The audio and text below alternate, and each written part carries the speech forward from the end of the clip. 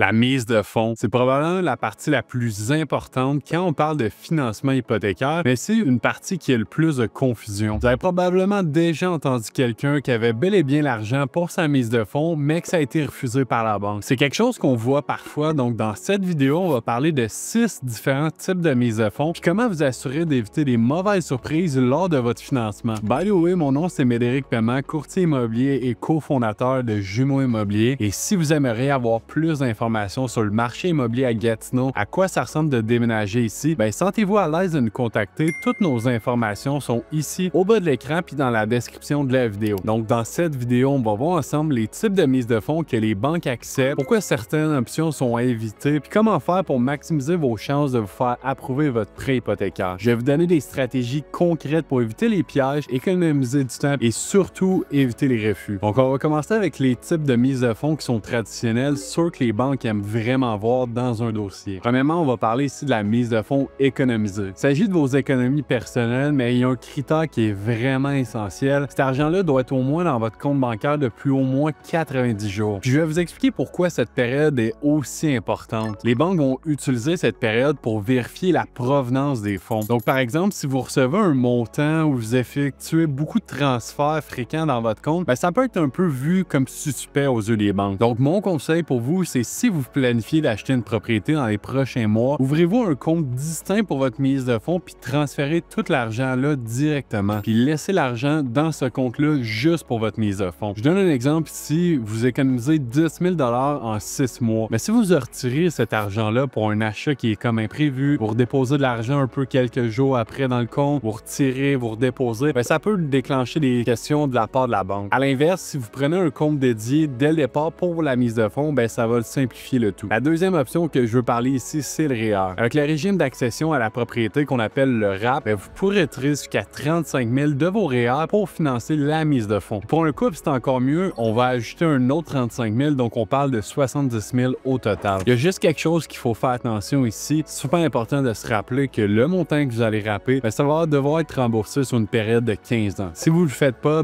vous risquez de payer de l'autre pénalité fiscale. Donc, il faut faire attention avec ça. Mon conseil pour vous, ça serait avant de retirer cet argent-là de vos REER, je m'assurerais de parler avec un conseiller financier ou un planificateur financier pour justement prévoir ce retrait-là et comment vous allez rembourser vos REER pour ne pas être pénalisé. Par la suite, la troisième type de mise de fonds, on va parler de l'héritage. Si vous avez la chance de recevoir un héritage, c'est une excellente solution pour une mise de fonds. Par contre, c'est super important d'avoir les documents officiels. On parle ici du testament ou d'une lettre notariale pour vraiment prouver l'origine des fonds. Les banques veulent s'assurer que cet argent-là est vraiment à vous et non sujet à des litiges familiaux. Un autre type de mise de fonds traditionnelle, c'est le don non remboursable. Ce genre de don-là vient généralement de parents proches. Là encore, une lettre de don est obligatoire. Cette lettre-là doit vraiment spécifier que l'argent ne doit pas être remboursé. Par exemple, si vos parents vous offrent un 20 000 pour vous aider avec la mise de fonds, ils devront fournir une déclaration écrite pour éviter toute confusion avec la banque. Cinquièmement, on va parler ici des profits d'une vente d'une propriété. Donc, si vous vendez une autre maison existante pour acheter une nouvelle propriété, bien évidemment, les fonds provenant de la vente de la propriété vont pouvoir être utilisés immédiatement. Vous n'allez pas avoir besoin d'attendre 90 jours ici. Ça simplifie grandement les choses, surtout si vous travaillez avec un courtier immobilier pour coordonner la vente et l'achat de la propriété. Puis finalement, on va parler ici des dons d'équité. C'est une stratégie qui est particulièrement intéressante si un membre de votre famille vous vend une propriété inférieure à la valeur marchande. Par exemple, si la propriété vaut 300 000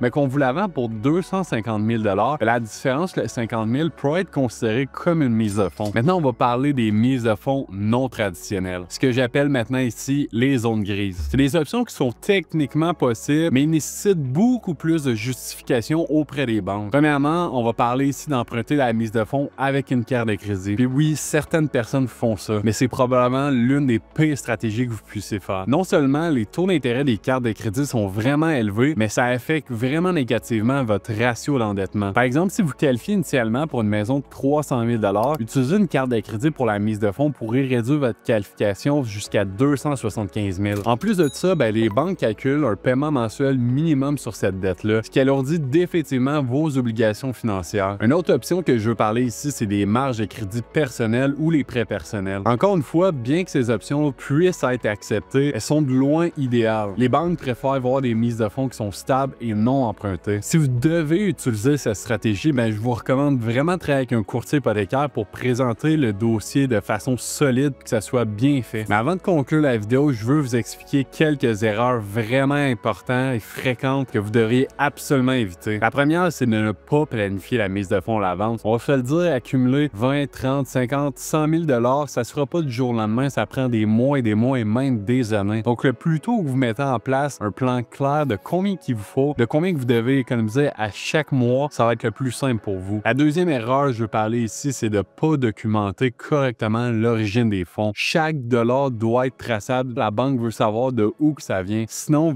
vous risquez de vous mettre des retards inutiles dans tout le processus. Puis finalement, beaucoup de gens sous-estiment l'impact des dettes existantes sur leur capacité d'emprunt hypothécaire. Si vous avez des soldes élevés sur des cartes de crédit, des marges de crédit, des prêts personnels, des choses comme ça, ça réduit considérablement le montant que vous pouvez emprunter. Avant de faire une demande, que ce soit avec un spécialiste hypothécaire ou un courtier hypothécaire, essayez de réduire ces dettes-là autant que possible. Comme qu'on a pu le voir, c'est pas toutes les mises de fonds qui sont égales aux yeux des banques. Planifiez à l'avance, comprenez ce que les banques recherchent, puis structurez votre financement pour maximiser vos chances d'obtenir votre maison de rêve. Si vous avez des questions ou si vous aimeriez avoir plus d'informations sur les différents types de mises de fonds, que vous aimeriez qu'on vous mette en contact avec un courtier hypothécaire qui va pouvoir vous aider, n'hésitez surtout pas à nous contacter, ça va vraiment nous faire plaisir. Puis si vous avez trouvé utile la vidéo, n'oubliez surtout pas de liker, de partager à quelqu'un que vous connaissez qui pense acheter une propriété. Sinon, je vous dis merci beaucoup puis on se revoit dans la prochaine vidéo.